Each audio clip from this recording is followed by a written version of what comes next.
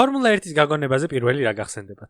რადა ჩაის ლანგარი, რომელიც ალბათ ყველას ჭურჭლის საწრეტი გონია. არადა რეალურად ბოლიდის წინა საბურავების უკანა ბრტყელი დეტალია, რომელიც სპლიტერის ფუნქციასაც ასრულებს. მაგრამ რაც ცუდია ამ დეტალში ისაა, რომ კონტაქტის დროს შეიძლება ვინმე საბურავი გაუხეთქო. აი მაგალითად ისე როგორც ფეტელს და ლეკლერს მოუვიდათ ბრაზილიაში. აქ ეთყობა როგორი ხელგაშლილია სკუდერია. ფორმულა 1-ში ახალმოსულ გულშემატკივრებს რო აგოიმებთ ხო იცით? ეს ისეთი სპორტია, აქ არავინ არ იცის რა მოხდება. ყველაფერი 95%-ით იდეალურად ვიცით.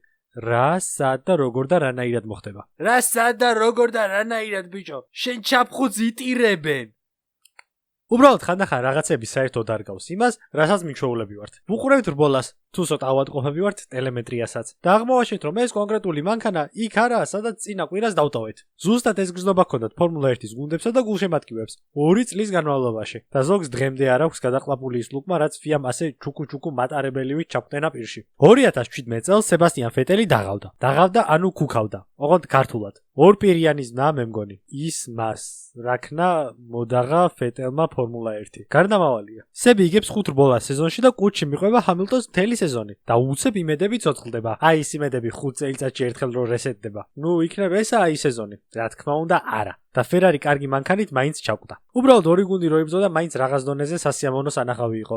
ცალკარა ჯობდა. მერე მოვიდა 2018 წელი და ფერარი უფრო სწრაფი გახდა. ყველაზე ლოგიკური წინადადება ალბათ ფორმულა 1-ის გუნდის სეზონიდან სეზონამდე რო უმატებს. უბრალოდ ახლა ფერარიზე ვლაპარაკობთ და მაინც აღსაღნიშნი ფაქტი იყო. უბრალოდ ცოტა ზედმეტი მოვიდათ იტალიაში და სტანდარტულად კი არ აჩქარდნენ. საიჭმოდ აჩქარდნენ. და ამით ზედმეტი ყურადღებაც მიიქციეს. იმ დროს FIA-ს საბოლოო დირექტორი და უსაფრთხოების დელეგატი ჩარლი უიტინგი გახდათ. კაცის სამარადისო 100 წლიანი გამოცდილება. ჩარლი, რომელმაც რეგლამენტი წერტილ-მძიმიანად ზეპირად იცოდა და ყველა მაიმუნობა უკვე წინასწარ ჰქონდა გათვლილი. ზუსტად ამ კაცის ტელეფონი აფეთქდა 2018 წელს. აფეთქდა რა მერსედესმა იმასქნა. ბრიტანელ-გერმანელები მონაცემებს უყურებდნენ და ვერ ხსნიდნენ. გერმანელმა რიცხვ შეხედოს და ვერაფერი გაიგოს, ზუსტად იგივეა რაც ქართველი დასვა, წააკითხო რაღაცა და თან აზრი დაატანოს, რომ თეორიულად შეუძლებელი და რეაქტიული სიჩქარით გამოდიოდა ფერარი მოსახვევებიდან და ტოპ სპიდზე შედარებით მალე გადიოდა. საბოლოო დირექტორმაც რაღაცნაირი პროფესიონალური პასუხი გასცა.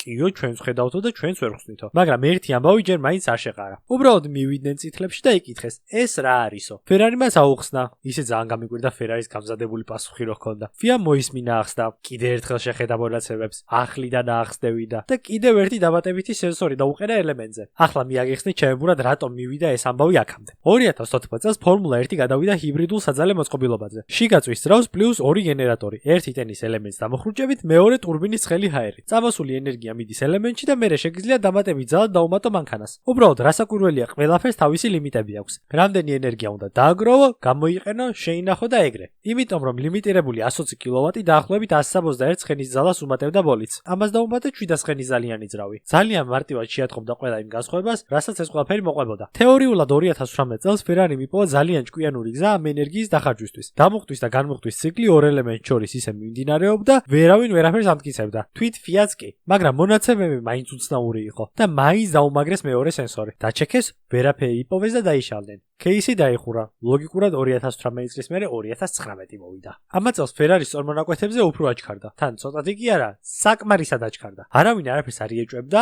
უბრალოდ სწორმონაკვეთზე ისე უკროლებდა წითელი მანქანა ვერცხლისფერს, უკან ამოაგდეს ის დახურული საქმე. კაი, გავიგეთ და ვერ დავამტკიცეთ, რომ ელემენტით მაიმუნობდნენ. ახლა ახალ თეორიაზე გადავიდეთ. ისე ძალიან მეცინება იმ ფაქტზე, ფერარის აჩქარება ყველას არალეგალური რო ეგონა. იმდენად გადაჩვეულია სამყარო, რომ ვერ აღვიქვით. ახლა ისევ ტექნიკური ახსნა ჩემგან. იმ დროისათვის პილოტებს ეძლეოდათ 110 კილოგრამის აწვავი ერთი რბოლის განმავლობაში. ეგ არის, ვერც დაამატებ და თუ მოგჩება, კაი ბიჭი ხარ. მერე შეგიძლია ლევად გაყიდო. საწვავის მიწოდება ძრავში კიდევ 100 კილოგრამის საათში იყო შეზღუდული. თუ ჯერ კიდევ არ იცით, მე გაგანათლებთ და გეტყვით, რომ ძრავში რაც მეტ ჰაერსა და საწვავს გაუშვებთ, მით უფრო მძლავრი იქნება მანქანა. მაგალითად, თუ შენ საწვავს ავზიდან ძრავში 100-ის მაგეროთ 105 კილოგრამს საათში წნეხავ, მაშინ ბოლიდის აჩქარებაც უკეთესი იქნება და ტოპ სპიდიც. უბრალოდ ამ ყველაფრის გამო ლოგიკურია, რომ არსებობს საწვავის სენსორები. ფიზიკური ხელსაწყო, რომელიც ძრავსა და ავზს შორის არის ჩატენილი და კონტროლდება FIA-ს მიერ, რომ ვიღაცამ რაღაცა არ იჩათლახოს. უბრალოდ ახლაც, ისე როგორც ელემენტზე ზგუნდება სერიოზულად ჩააჭირეს თავიანთ მოწინააღმდეგეს.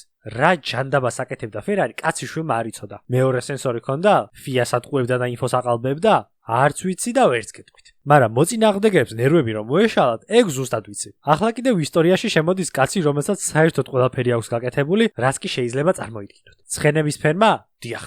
Spice Girls-ის წევრის ცოლად მოყვანა? კი, თანამშრომელთან უხამსი მიმოწერა და სელფაობა? ღმერთო ჩემო, ზუსტად იქ ხართ, სადაც უნდა იყოთ. მოკლედ, Red Bull-ის გუნდის თავკაცმა და ტიპმა, რომელსაც ცხოვრებაში ეჭვი არაფერზე შეფარვია, იმიტომ რომ ეჭვი მაზეპინებს ეპარებათ, ზუსტად იცოდა ვის თა უნდა მისულიყო და რატომ. იმ დროისათვის Red Bull-ი მხოლოდ ჩასის გუნდი იყო. კორპუსის დაპროექტებაში მოწინავეები იყვნენ. ძრავი კიდე ის იყო, რაც ჰქონდათ. და ამის პარალელურად უყურო როგორ გასრევს 1 და 2 კორპუსით კი არა, დიღმის მასივით შენი უშუალო კონკურენტი, არა სასიამოვნო სანახავი. ამ გატრაკებას აყვა Mercedes-იც. იმიტომ რომ Mercedes-ია. სასწაული რო იყო ის მანქანა ძრავზე მომთხოვნ ტრეკებზე, მაგას ის ფაქტის მოწმობს, რაც ლეკლერმა გააკეთა სპაზე და მონცაზე. იტალიაში, მონცაზე, ტრეკზე რომელიც მომკაით და არ მომწონს, შალმა ისე გააჩერა ის Mercedes-ები, როგორც იმ ატრაქციონმა ძველ ქართულ ვიდეოში. აგე გააჩერა, ვის არ მოუგია უბრალოდ რაღაც ისი არ იყო, როგორც უნდა ყოფილიყო. მონცაზე ბოლო მოსახვევში, პარაბოლიკაზე, Ferrari და Mercedes-ი იდენტური სიჩქარით ურტყავდნენ Apex. უბრალოდ მერე Ferrari მიდიოდა, Mercedes-ი კიდე მარტო ან დიოდა. არავე, რაც თქვენ გაგიხარდებათ. აქვე 7/1000-ით მოგებული პოულიც არ დავივიწყოთ სპაზე. ამ ყველაფერმა საწვავის ჩათლახური თეორია უფრო გატოტა. თუ რბოლისათვის გეძლევა 110 კილოგრამი საწვავი და ამ საწვავს უეჭველად ატარებ იმ სენსორში, ანუ ატყვევ ხო სენსორს როგორღაც. 2019 წელს FIA-ს ყელში ამოვიდა და დააწესა რომ ყველა გუნდს პრეს-ჰარბოლო ინსპექცია შეუდარებდა. და რატომღაც ბოლო სამ რბოლაში Ferrari ისე გულიანად ვეღარ გამოიყურებოდა. მაგრამ აბუ-დაბიში ბოლო რბოლაზე პოდიუმი მაინც ამოარტყა შალმა და ჰოის საოცრებო შემთხვევითი ინსპექციის დროს 16 ნომერი ამოვიდა. სტივარდებმა მანქანა გაწონეს და აღმოაჩინეს რომ მანქანაში თითქმის 5 კილოთი ზედმეტი საწვავი იყო. იმაზე მეტი, ვიდრე თვითონ Ferrari-მ დაადეკლარირა საბოლოო შედეგში. ანუ თუ ლოგიკურად წვის კამერაში უფრო მეტი საწვავი შედის, ხო ბაქშიც უფრო მეტი საწვავი უნდა გქონდეთ. ან საერთოდ სხვა ბაკი გქონდეთ. უბრალოდ საბოლოო ინსპექციამდე FIA-ს თვითონ ჰქონდა დადასტურებული რომ მანქანა რბოლაზე ლეგალური რაოდენობის საწვავით გავიდა. ანუ თუ საწვავის დამატება არ შეიძლებოდა და არ საიდან იმაზე მეტი გახდა ბაქში, ვიდრე გიწერია, ლოგიკურად ხო რაღაცას მაიმუნობ, ან მათემატიკა ვერ მათემატიკობს. ეს ამბავი როგორ მორჩა იცით? 50,000 ევრო აარტყეს Ferrari-ს. ლეკლერს პოდიუმი დაუტოვეს და დაიშალნენ. 50,000 ევრო Ferrari-სთვის. კონტექსტისთვის სადღაც 9 მილიარდი ჰქონდათ სკუდერიაში გათვლილი იმ სეზონისთვის. კიდე აი 300 კმ/სთ-ით მიდიოდა და სადმი არ იდგა, თორე ეგრევე გასროკავდა შალიკოს. მიუხედავ თუ ამასო ჩვენო კაი, ოკეი, სეზონი დავამთავრეთ და გუნდები შეფუსფუსდნენ ახალი 2020 წლისთვის. უბრალოდ თებერვალში პრესეზონზე FIA გამოდის და ამბობს, რომ Ferrari-სთან გაიარეს მათი წინა წლის ძრავი, პირად შეთანხმებას მიაღწიეს და ყველაფერი კარგად იქნება. დანარჩენი ჩვენი საქმეა და თქვენ თავებს მიხედეთო. ამხელა ის გამოდის და სამყაროს ეუბნება, რომ ბიჭები მოყომარდნენ. და ბაზარი მოკვდა. გრიდზე Ferrari-ს ძრავის უგარეშოდ გუნდები გამოშტერდნენ. დიპლომატიური წერილები ხო გაუგზავნეს და მოითხოვეს დეტალური ახსნა რა ჯანდაბა ხდებოდა Ferrari-სთან ბოლო 2 წელი. მაგრამ FIA-ს პოზიცია ისეთივე ურყევი იყო, როგორც რობერტ კუბიცას ფსიქიკა. უბრალოდ თქვენს რომ გამოძიება გააგრძელეს, რაც უნდათ იპოვეს და ახლა იდეალურადაა ყველაფერი. მერე COVID ამოიქოქა და აღარავის აღარ ეცალა ამ საქმის გარჩევებისთვის. Ferrari-ს 2020-ის მანქანა კიდევ საჭ ჯანდაბაში იყო, ალბათ თვითონ დიზაინერ, ინჟინერ, მექანიკოსებიც ვერ გეტყვიან. სრული საშინელება. Alfa Tauri გახდა ჩვეულებრივად Ferrari. არა Alfa Tauri უკეთესი მანქანა იყო. რატომ გახდა არსაიდან ეს მანქანა ნელი? დეველოპმენტის პრობლემა იყო, ჩიტმაწა იყო, თუ არივაბენემ. ამ კითხვებზე პასუხი მოგდავ ხალხ დღემდე არ გვაქვს. FIA არაფერს არ ამბობს, მაგრამ ბოლიდის უეცარი შენელება იმაზე კარგი პასუხია, ვიდრე ვინმე გამოსულიყო და ჩამოვედი აქ ბიჭებს აქ ვარხაშურის ივერიაში. წესით ყოველთვის ჩემი ვიდეოები შეჯავებით სრულდება. უბრალოდ ახლა ოსკარები აღარ იქნება. აბა გაიდღე. არც ფარდის ჩამოხსნა და ბისები. არც ბოროტად გამოუყვანია თვინმე. არც ჯადოსტური სამყაროდან პიტერ პენი გადმოსულა და ნევერლენდში წაუყვანივართ. ბოლო წლებში ერთ-ერთი ყველაზე დიდი სკანდალი FIA-მ ერთი PDF-ით გადაიტანა. სადაც ეწერა რომ არ ინერვიანოთ, ჩვენ გავერკვიეთ, მადლობა და კიდე რაღაცეები. სხვა სპორტები გადატრენილია ჩაწყობით, დოპინგ სკანდალებით. Formula 1-ში რა ჯანდაბა ხდება ვერ გეტყვით. ალბათ იმიტომ რომ როგორც სპორტს შედარებით დაკლება დაგვიქვამთ. ძალიან ეკოსისტემაში და ცხოვრების რიტმშია ჩასმული ეს რაღაც. ქურდულად რაღაცების გარჩევაც კიდე ახლა ვიღაცებისთვის რუტინაა მაგალითად.